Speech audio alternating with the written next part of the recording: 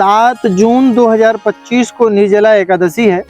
इस सभी एकादशियों में सर्वश्रेष्ठ मानी गई है, परंतु कुछ लोग 6 जून को भी मान रहे हैं और कुछ लोग 7 जून को मान रहे हैं। प्रश्न ये उत्पन्न होता है कि हम किस एकादशी को रहें। यद्यपि शास्त्रों में तो विधान उदया तिथि जो तिथि में रहती है उस तिथि को प्रधान माना गया है और उदया तिथि में एकादशी 7 तारीख को ही है, इसलिए 7 तारीख को सर्वश्रेष्ठ मानी गई है। यद्यपि आप यदि 6 जून को भी रहते हैं तो कोई दुराह नहीं है, आप रह सकते हैं, पर इस एकादशी का सर्वश्रेष्ठ और सब पुण्य देने वाली है, इसलिए आप लोग इस एकादशी को अवश्य रहें। यदि आप पूरे साल की एकादशी रहते हैं तो बहुत अच्छी बात है, और यदि नहीं रहते साल की एकादशी तो इस एकादशी को यदि आप रख लेते हैं तो आपको पूरे साल की 24 एकादशी का पुण्य प्राप्त हो जाता है। ऐसा क्यों? ऐसा इसलिए कि इस एकादशी को भीमसेनी एकादशी भी कहा जाता है।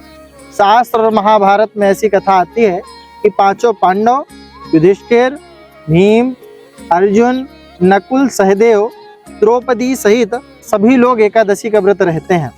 5 पांडवों में भीमसेन एकादशी का व्रत नहीं रहते थे। युधिष्ठिर जी के दिमाग में आया कि हम चारों भाई व्रत रहते हैं पर भीमसेन व्रत नहीं रहते। हम चारों भाइयों के जो महाभारत युद्ध में हमसे पाप हुआ है उस पापों का इस व्रत के रखने से पाप समन तो हो जाएंगे, परंतु भीमसेन के पाप कैसे समाप्त होंगे। इस बात की चिंता करके युधिष्ठिर जी महाराज और चारों भाई मिल करके भीमसेन से आग्रह करने लगे कि आप व्रत रहिए, परंतु भीमसेन ने कहा कि भ्राताश्री मैं सब कुछ कर सकता हूँ पर मैं भूखा नहीं रह सकता, क्योंकि मेरे भूखे रहने से मेरे जो पेट में जो ज्वर अग्नि है उस अग्नि से मैं व्यतीत हो जाता हूँ, तपीभूत हो जाता हूँ। इस बात से को सुन करके भीमसेन जी की बातों को मान करके सुन करके युधिष्ठिर जी भगवान श्री कृष्ण की तरफ इशारा करते हैं और भगवान श्री कृष्ण भीमसेन जी से एक बात कहते हैं। भगवान श्री कृष्ण कहते हैं कि भीमसेन यदि आप इस निर्जला एकादशी का व्रत पूरी श्रद्धा, भक्ति और भाव के सहित रहते हैं तो आपको 24 साल की जो 24 एकादशी हैं उनका फल प्राप्त हो जाएगा। भगवान की बात सुनकर के भीमसेन जी ने कहा कि इसकी विधि क्या है।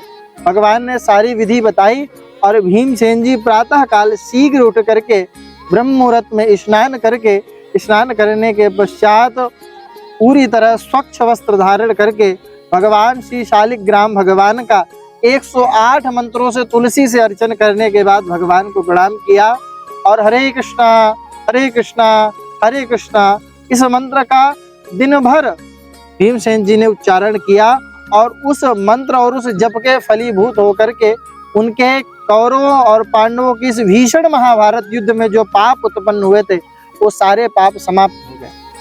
और इसी कारण से इस निर्जला एकादशी को भीमसेनी एकादशी के नाम से भी जाना जाने लगा।